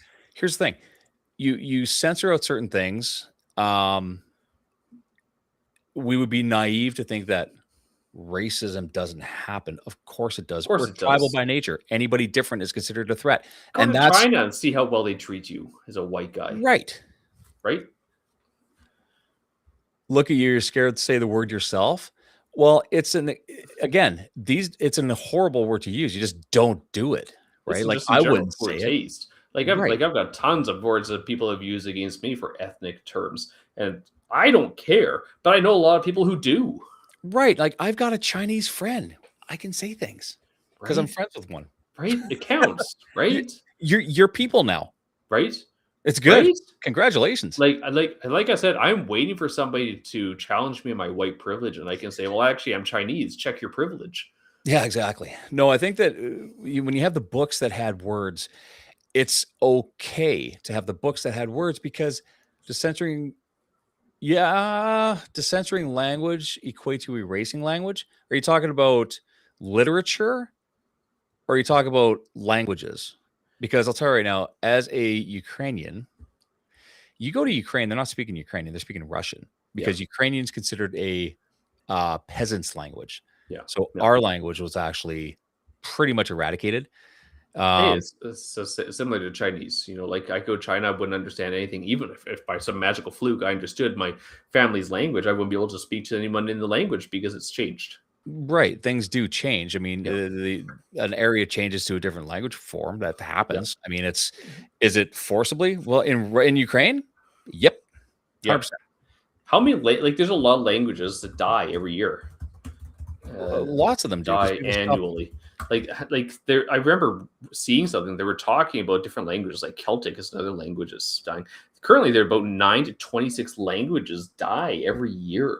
Right. So if you want to hold on to your language, learn it. I really wish I would have learned more Ukrainian as a child. My grandparents only spoke it to each other, and Right? I didn't. So that's on me. The language died with me, not Yeah. because someone told me I couldn't speak Ukrainian. Well, that's the thing. These languages aren't dying because of censorship. They're dying from lack of use. So censoring Yeah. a language doesn't equate to erasing a language. It's just because certain languages just get overrun by like whether applicable or not.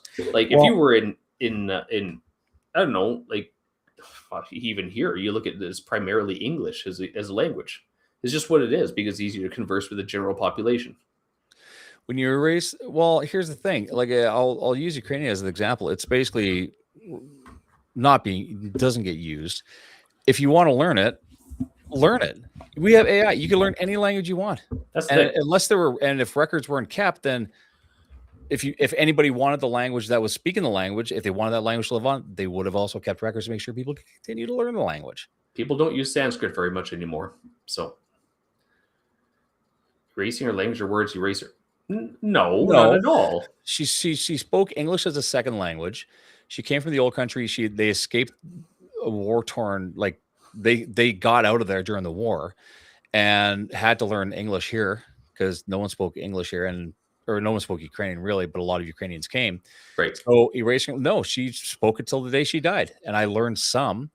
That's the Um, same as my grandma. She spoke Cantonese Chinese until she died. She didn't learn English. So the fact that we didn't follow her language because it wasn't particularly useful in this part of the world doesn't mean that's erasing her identity or memories. It just dies off. Doesn't mean her as a person, her achievements or anything that she's done is gone. It's still there. It's just the language that you use to converse with an individual person doesn't happen to be there anymore. and if I wanted to be able to speak to my grandmother in Ukrainian, then I should have learned it. That's the thing. If you really wanted it badly enough, you have the capacity to do it. You just spend $9.95 on a program and you can pick it up right there. You don't need to. You could sit there with chat. You could sit there with your AI and name the language, Yeah. and you could learn it. Like that's kind of the nice thing about figuring things out. Like people overanalyze how to learn different languages anyways. It's pretty easy to start using it. Well, there are words that are inappropriate now that weren't then. Like you can't use the word midget anymore. Right. And I know a midget. It's like I'm a midget. Yeah. Like you can't use the word anymore. Why? Like we just said we can't use these words anymore. That's society in a whole. It's not one group That's that an said evolution of all of languages society evolve. all of the side they've said you can't use that word. Well, he still does. He's like, yeah, dude, I'm a midget. Like there's midgets and there's dwarves. There's a difference between me and him. So Yeah. we've decided somehow collectively that these words hurt.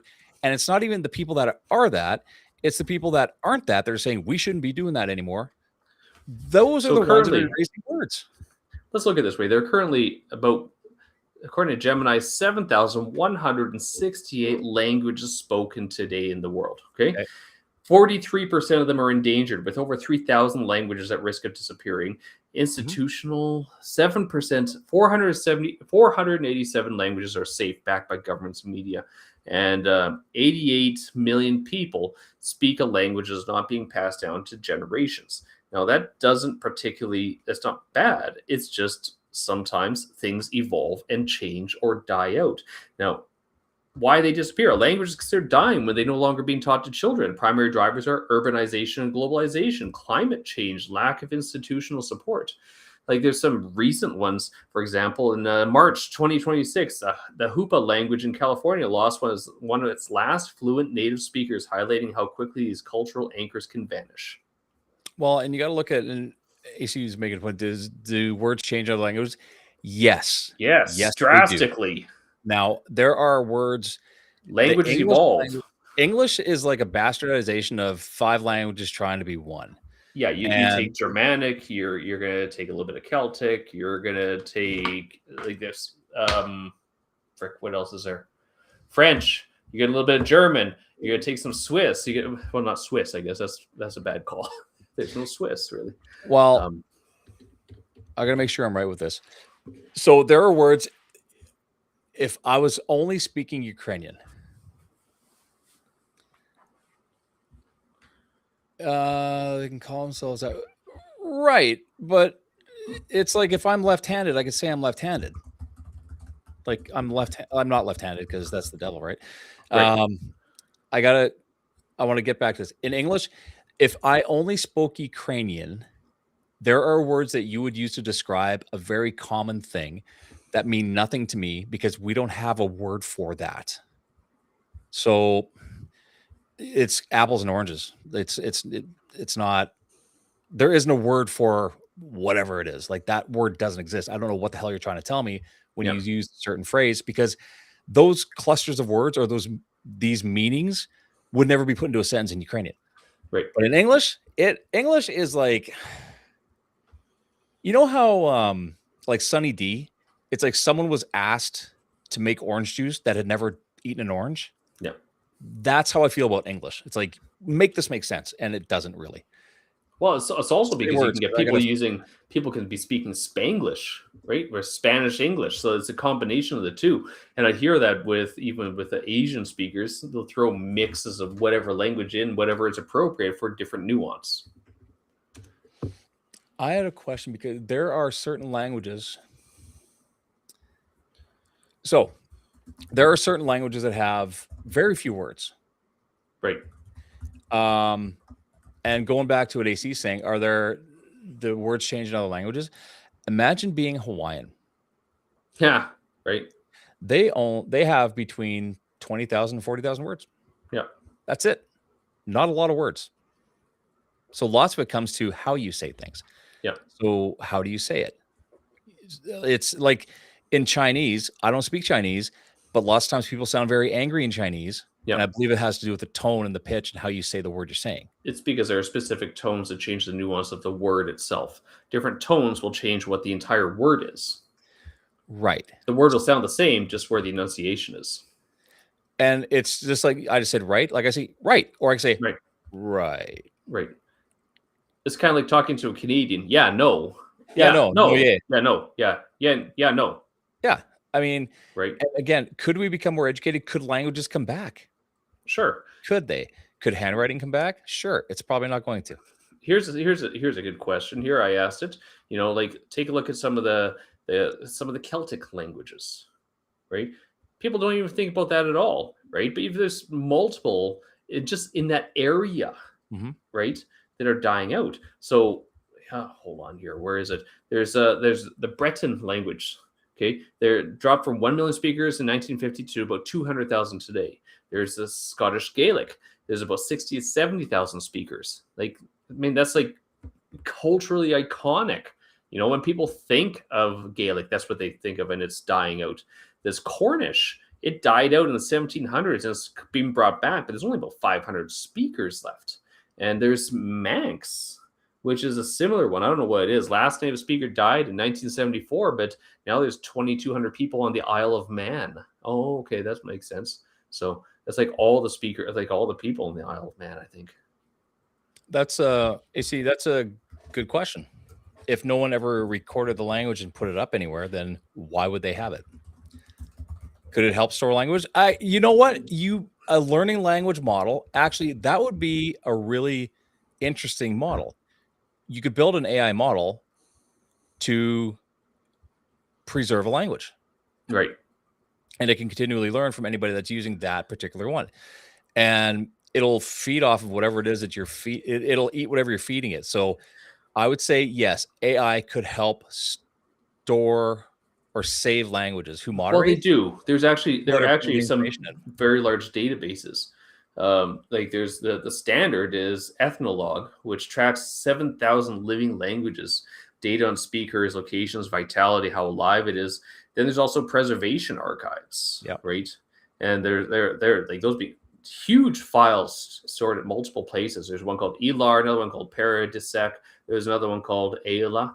So but that's not counting the academic perspectives from different colleges, universities, or cultural engagements and communities. They're just building it, So or the Rosetta Project. There's another one. So there's like storage facilities. for sure there are. And so let's rewind this back to what we started talking about. Banning AI. Again, socials, yeah, put a cap on socials. Banning AI for the exact thing that AC is saying. If you wanted to, let's just say you have a grandparent that like my language is done because we're out of Ukrainian to speak it in the family. Okay. Right. Up to me to learn it. If the last in your bloodline that speaks the fluent language dies. Yeah. Okay.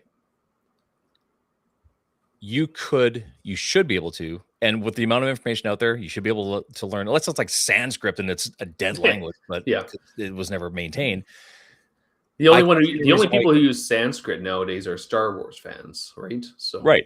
But if you went into Claude and asked it to create a living learning language model for this language, right, it will do real-time research and find everything that it can, but you're going to have to feed it and help it. Yeah. It's like a baby. You can feed it and help it, and you could essentially preserve a language. Yes. So I'll say that's yes. So there was actually Tim Ferriss 12 years ago, wrote a blog post on learning languages quickly, on how to learn them as quick as possible. And it's quite an interesting post. And he gave a lot of tips and tricks and ways to actually learn it. Because in many regards, when we try to learn, like, say, French in school, we do it the most inefficient way possible, right?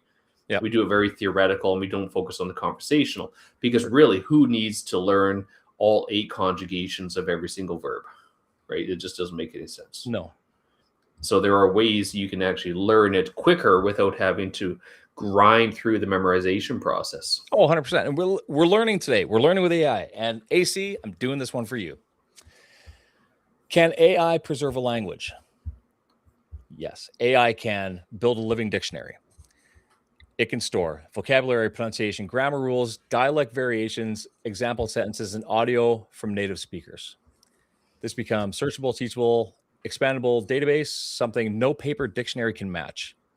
Create speech models. AI can learn how the language sounds, how syllables flow, how tone and rhythm work. This allows text to speech in the language, speech to text transcription, pronunciation, coaching for learners, for oral cultures. This is huge. Generate learning tools. They can instantly produce lessons, quizzes, stories, children's books, translations, conversational practice, all tailored to the learner's level. Reconstruct missing pieces. For languages with gaps, AI can analyze related languages, rebuild grammar patterns, suggest likely word forms, help linguists fill in missing structure. This is already being used for indigenous languages in Canada, Australia, and the Pacific. Right. Preserve elders' voices. It can archive recorded stories, oral histories, chants, songs, traditional knowledge. AC? There you go. Yes. You've got a project for the weekend. There you go. Mm-hmm. Like, I love using some of the, like, I'll use not necessarily AI, but like the Google tools that use AI to use languages so I can keep track of various words. So if I want to have a quick, like, if you're going to certain places where languages are useful, sometimes it's useful to say things like, no, I'm not very good at speaking your language in their language, right? So you don't look like a complete idiot. Right? What I do like about the glass, like I'm not wearing them right now, my Meta glasses, it has live translation. That's pretty cool. And that's really handy. And I think that's going to change everything when more and more adoption is. Like, I'm actually really surprised there isn't more stuff in headphones, like plugged into like earpods. AirPods have it. AirPods have live translation. Do they? Okay. Mm-hmm. Because that's incredibly intelligent. Like, getting AI in those AirPods would change everything. 100%. But I think that again, are there things that we are demonizing this platform for? Sure, but we're not using it in a useful sense. Yeah. We just answered a question for someone who does research on this, AC, on a daily. This is her wheelhouse. I get it. Like you get a bunch of like kids are going to ask it to do stupid things. Of course they are. For sure. But here's the thing. Like, that's how you learn, right? Grown-ups do it too. Okay. Hands up, who's done this? And be honest with me. You're texting someone. Okay. What am I having a drink tonight? I'm having a bourbon as always. Here's a question.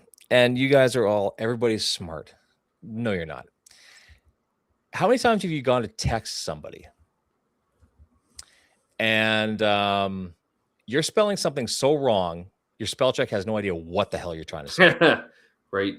Yeah. Superfluous. Yeah. There's a word that I really can never get it. Superfluous? Yeah, use it in a sentence.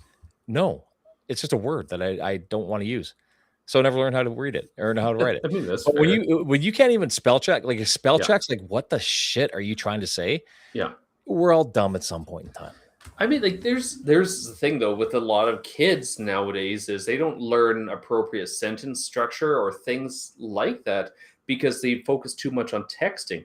So using some sort of engagement tool where it's actually giving you appropriate grammar might not be a bad thing for a lot of kids nowadays. It's like we're going back in time with emojis. This must be what happened with people that like hieroglyphics. Yeah. The end of civilization was just emojis and hieroglyphics. They just drew words, drew pictures of the things that they saw instead of writing it. Like there had to be, they were talking to each other back then. There had to be a language. Yep. But I do think that we can use anything as a tool. It's like fire. You can cook your dinner and it can burn your house down. That's the thing. Like sure, like the atomic bomb was a tool used for warfare, but now it's used more predominantly for good purposes. The atomic bomb? Yeah. The hell is good? What do you do with the atomic bomb that's good? Nowadays? Really? Like just a powered nuclear reactor, right? That's not a bomb. But it's the same principle. Same principle. No, it's not. It's like the same principle. An explosive is an explosive no matter what. It's the same principle. A bullet can do one. Sure. A bomb can do many. Okay. Yes. But a nuclear reactor using weaponized uranium can be used for different purposes. But they're not using weaponized uranium. It's not weaponized uranium. It's uranium. No, there's weaponized and there's uranium. There's different types. Okay, but if you're using uranium, it's not weaponized. But it's a byproduct as well. That's why they went after Iran, right? A baseball bat is great for sports, but it can also be used for something bad. Sure, you take a baseball bat; it's great for baseball, but you put a nail in it, and now it's a weaponized bat. Now it's a tactical bat. See, there's a difference. Yeah, put a little barbed wire around it. Now it's really effective. That's the best way to do it because it catches. We're way off topic, and I'm calling it a night. I gotta call it a night too, guys. So. I've had a doozer of a day, and tomorrow it's just go. But I think that before, and I'm not an advocate for a lot of things, but I do believe this is a tool that's going to help us. Yeah, not that I'm brainwashed by it, but I do think it's useful. Like use it. What was the question? I don't know what the question was. I don't know. But I think we lost it somewhere along the line. But I do think that we can utilize something for good. Learn it before you if you don't like it, here's the thing. If you learn it, if you understand it and you still think it's bullshit, then don't use it. Yeah, exactly. So just stay away from it and go like. But that's the thing is, you get so many people who are complaining about it. It's like, but you're doing it on your phone, which uses AI, guys. You're literally bitching about it using a thing that uses AI. Like you're doing it. It's like, are people going to lose jobs because of AI? Probably. Oh, there did massive amount of job loss. Sure, absolutely. But did anybody cry when the Yellow Pages guy was put out of business? Probably not. No. Or the map guy. Did anybody cry when the guy that made maps and folded those? Like, imagine having that job, folding maps. I mean, people did cry when they started taking away textiles back in the day. Make sure I run for the municipal election. No, this sounds like fun. You should do it. I've run. Jay, you run and I'll run. No, Let's run against each other that'd be fun, eh? in the same ward. I'll run if Yeah. you run, but we have to run against each other. Like that's what I wanted to do on April Fools. I was going to announce my candidacy for something as a joke on April Fools and see what happened. You probably win. And it was like, no, probably. I don't want people to take me seriously on that one. No, I ran, and here's the problem that I've got with that, and we'll wrap up. The reason that I ran was because I believed that I would be the sensible voice in the room where I didn't care, because you can't get fired. So if someone said, "Hey, we need to say this at the table," sure, I'll say it. What are you gonna hit me? I gotta say it because people ask me to say it. But it's so Switzerland in there, and they're like, you gotta be really in the middle when you're running. You can't take a side. When you get to the table, that's when you can say it. Show me somebody who's saying it. That's okay. So that's the problem of why our political system is so shitty the way it is right now. Because it's very namby-pamby, as trying to appease your demographic, of people you want, as opposed to what do we actually need to do. And I think a lot of it is, the whole, like, the concept of being bipartisan is crazy, where people are now like, they identify as liberal, NDP, or conservative before they identify as a Canadian. I don't identify as anything. Nothing. Identify as a Canadian. I identify as Quentin Royal Durhack. Right? Realtor, barber. Oh, here's how. Okay. Sometimes podcaster, I would run for, because here's a podcaster. Yeah. 100% human. 100%. You know who who should run for office? An AI. Yeah. Because it would be logical. Yeah. It would calculate shit before it said it. I'd say, sure, I'll run, but everything that I say in this meeting is going to be, I'm going to run it through AI and announce whatever the hell it tells me, because it's probably going to be right. Yeah, that's fair. Or manipulated. I have run for office. I've run for school trustee, and I did actually do well in the election. I got more votes than anybody in any other ward other than the guy that I was running against in my ward. That's a win. And I did it actually where you live. I was in that in a town. I was in Ward 3. I was running for River Heights and Waverly and everything around here where I live. But it would have to be gloves off. What needs to get done? Cut the shit. People are complaining about this, that, and everything else. Let's just get this done. So, but they're not. You get to the table and everybody's sitting there on their thumbs. Yep. Everybody says yes to everything. Yep. They had a cell phone tower that they're going to put up in this old. There was a hydro booster station there forever. Okay, on 34th. Yeah. And a bunch of people got together saying, "We don't want this." Why? Because it's worse than the booster station that was next door. Yeah, it's the booster station was wonderful too. There, wasn't it? Eh? So yeah. And here's the thing. It's going to go up. You're going to bitch you got no signal. Well, we could have had better signal. Your service is shit. Well, I'm sorry. You guys just axed this. And the city listened to them. They're like, okay, we're not going to let them put it up there. So where are they going to put it? Anyway, it's going to go up. Same place? Yeah, of course it's going to go there. Like, they just said, yeah, okay, we won't do it. Just put it up. Like, you guys we live in a have-not city, for Christ's sake, guys. Like, we need stuff. There's a lot of things that get a lot of public outcry, whether it's like the drainage from the south end of town or whatever, right? So the development in different areas people get upset about. They're to think that the city council can build a Costco. Yeah. They don't build Costco. Let's think about this for a minute here, guys. Yeah, they have all the licensing rights. They know exactly where to put it, right in the middle of the city, because that's exactly what people want, right? Again, trust the government. They'll do it for you. It's like, we should have a Red Lobster. Why? For the free buns, like Timu seafood. Yeah. And guess what? If you really want a Red Lobster, here's the crazy thing. We could get one. If you really want one that bad, open one. Just front the money. They'll let you open one. If you got the cash, knock yourselves out. Like, that's the thing. Like, the number of times I've heard people literally say, well, why don't we have this style of restaurant or this type of business? Like, I don't know. Go open one. It's like, well, I don't want to do it. Then don't complain. Yeah, we have more weed stores than Tim Hortons in this city. Oh, God. Right? Yeah. It's unreal. So, it's unreal. Anyway, guys, got to run. Everybody have a fantastic weekend. I've got a busy one, and Jay does too. Yep. And enjoy it. The sun is shining. Go get the motorcycle out. Go play with AI, honestly, or don't. You don't have to use it. I'm not telling you to use it. Chances are you're using it. You don't even think about it. You're using it every day. Yeah. Okay, guys. Cool. Have an awesome weekend. Have a good weekend. Take care. Thanks for popping in.